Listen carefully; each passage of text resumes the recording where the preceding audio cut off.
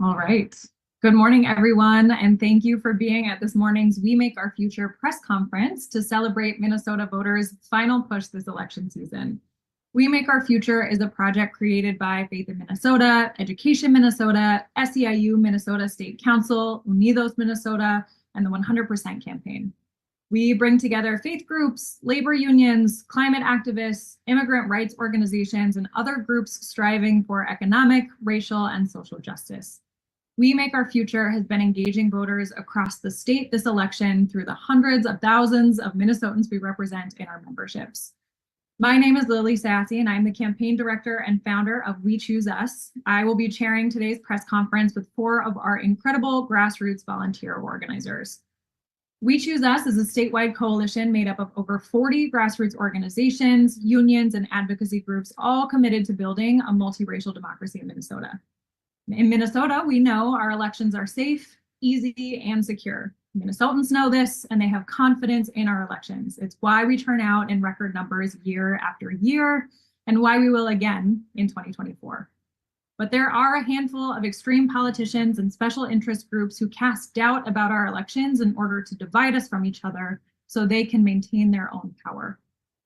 We know the people who run our elections. Our election judges are our neighbors, and just as we trust them with driving our kids to school or shoveling the sidewalk, we can trust them when they volunteer to keep our elections safe. And in Minnesota, we reject the hateful, divisive rhetoric meant to divide us from those neighbors. Instead, we work together across our differences because we know that when we come together as voters, we can protect our freedoms. The folks you will hear from today know this firsthand. They are leaders in their communities, representing organizations that are talking to hundreds of thousands of voters, serving as election judges, and are committed to protecting and expanding our democracy. They are ready to build a state where all of our families, no matter our race, immigrant status, gender, wealth, or zip code, can thrive. So I will first turn it over to Abdi.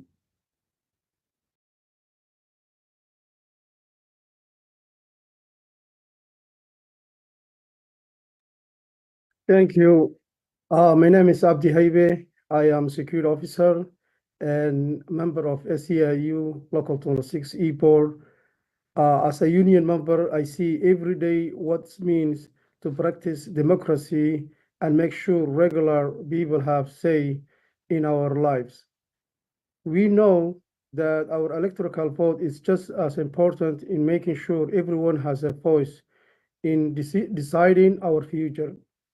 That's why I am currently taking time off away from work to do voter turnout of our union members and members of my community. We are having a conversation in East Africa with our neighbors and making sure every eligible voter is showing up to the polls. As someone who has volunteered as an election judge for over a decade ago, I know how safe and secure our election is. And I tell people we are proud of that Minnesota often leads the country in voter turnout. But I can tell you that some people are hearing some news story of people trying to undermine our election. We are telling them that their poll is safe and they cannot let everyone scare them or tell them their vote is important. We know our vote matters. We know having a say in our democracy is important.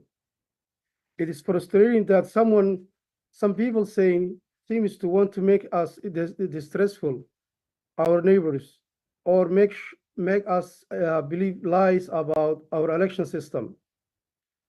I hope anyone seeing this knows the truth and join me in making our voice heard by being a voter this election season. And thank you. Hi, my name is Andres Alvarez. I'm a fellow organizer with Unidos Minnesota. My first reaction to Sunday's MAGA rhetoric was not laughter. I thought about my grandma, my family, and the struggles that she's been through Hurricane Maria, and since when did her life become the punchline? I can laugh at jokes, even bad ones, but this felt different. It's not funny when it's at the expense of someone's suffering. It's this approach from leaders that show just how disconnected they are from everyday people. They benefit off the lives of Puerto Rico and call them trash. To me, that's not strength. It's weak and it's fragile. As a Latino man, this is close to home. Hearing this rhetoric makes me feel angry and devalued. It's isolating too. Like if we're not laughing along, then we're the problem. But that's not funny. It's degrading. There's no way I can relate to anyone who thinks it is. This is why I'm voting this November. We need a leader who truly respects the role and is serious about making changes without belittling others. I'm looking for someone who we can trust and someone who doesn't joke, someone who doesn't insult people who are trying to survive disaster. I want leaders who stand up for the people, not who stand on top of them. Out door knocking, I hear a lot from Latino men who don't want to vote.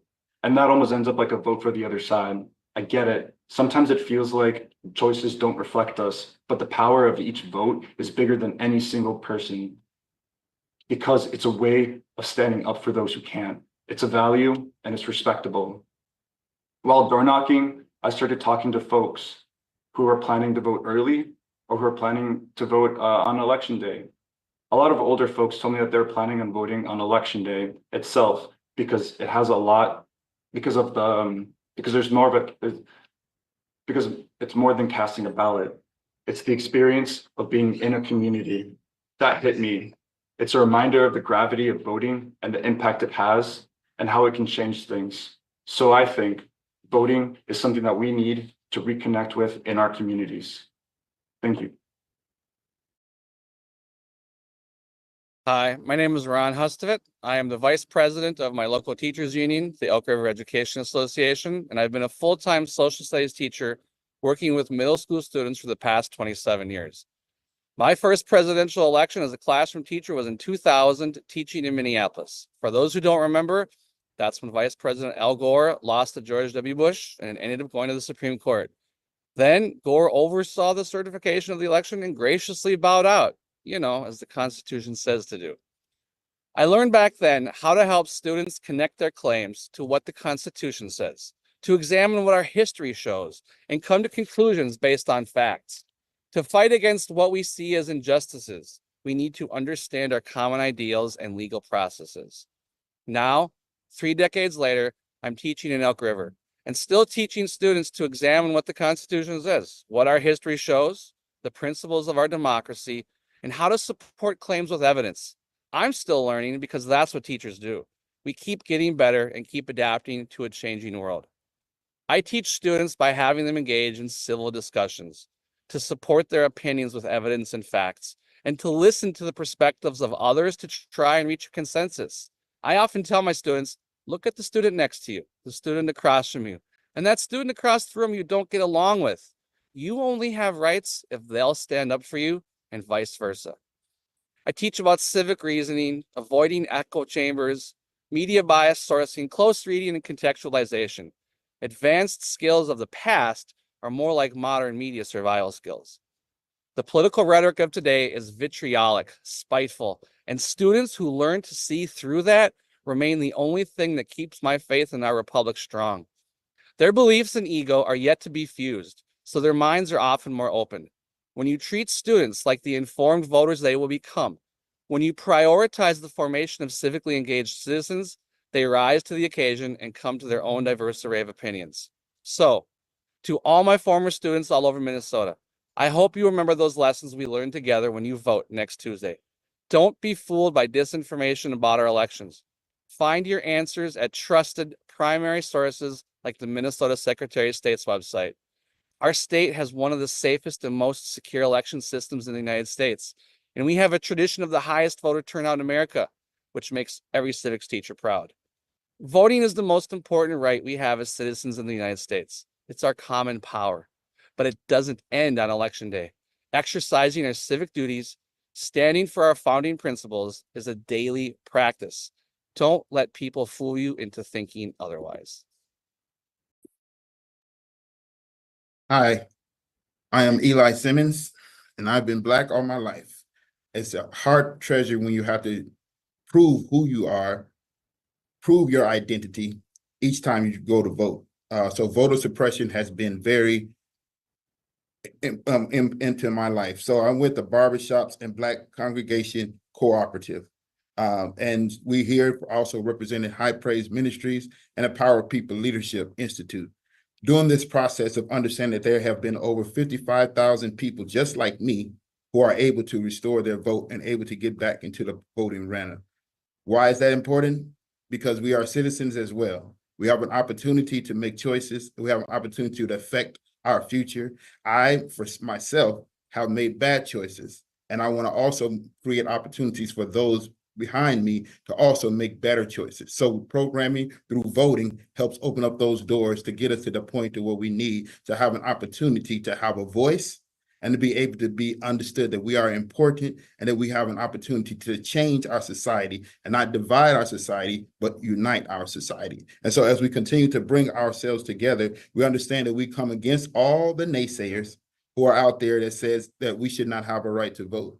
So again, that's another form of voter suppression. And so I want to be able to be on the opposite side of this, coming against those who are oppressed and coming against those who are continuing to weigh us down and to bring us back to the point of understanding that we all have a right, we all have the opportunity to choose our judges, we have an opportunity to choose our legislature, we have an opportunity to choose our president, and have an opportunity to have an impact on this country, as well as, say, protect this country and leading it forward in the things that we need to have done. So I'm grateful for this opportunity, and thank you.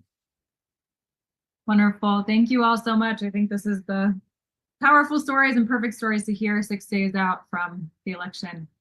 For press who are in the room, we are going to take questions now for the next 5 minutes. If folks have any, feel free to come off of mute and direct your questions to a person or just ask generally to the whole group.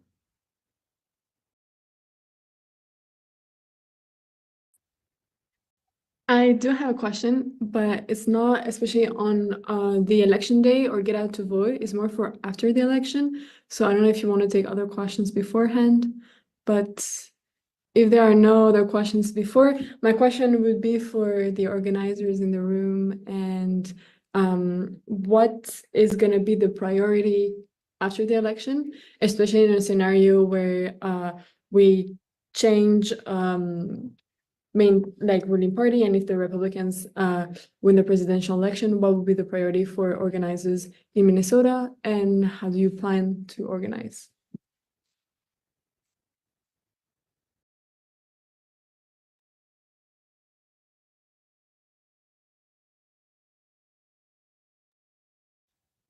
I can take this first and then anyone else feel free to jump in. But I think it is clear that regardless of the outcome, all of our organizations and all of our work is going to continue.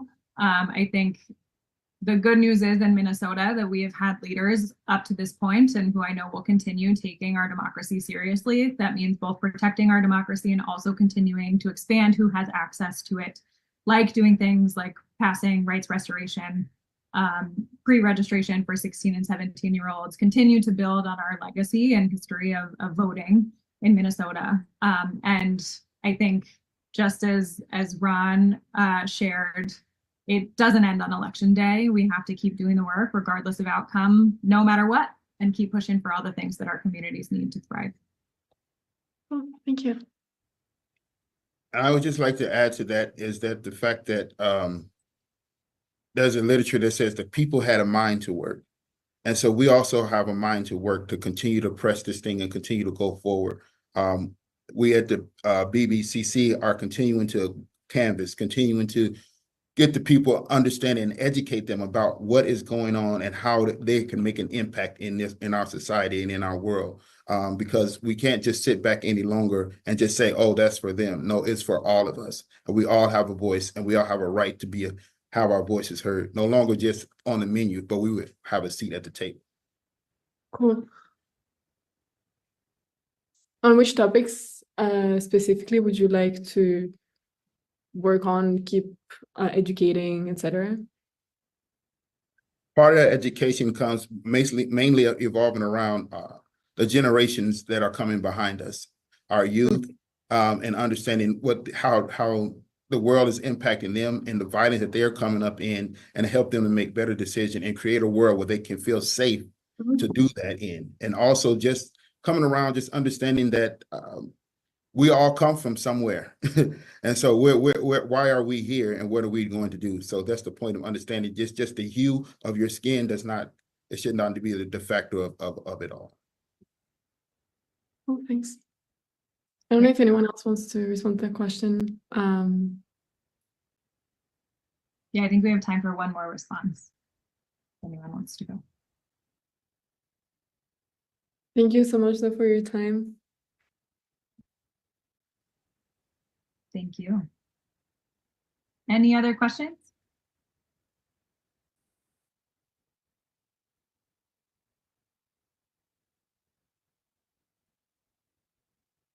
Okay, well, with that, thank you all for coming to our press conference today. It was wonderful to hear from all of you grassroots volunteers and organizers doing this amazing work with 6 days left and continuing to push regardless of the outcome on election day. Thank you, everyone. Thank you. Thank you. Have a great day. Thank you.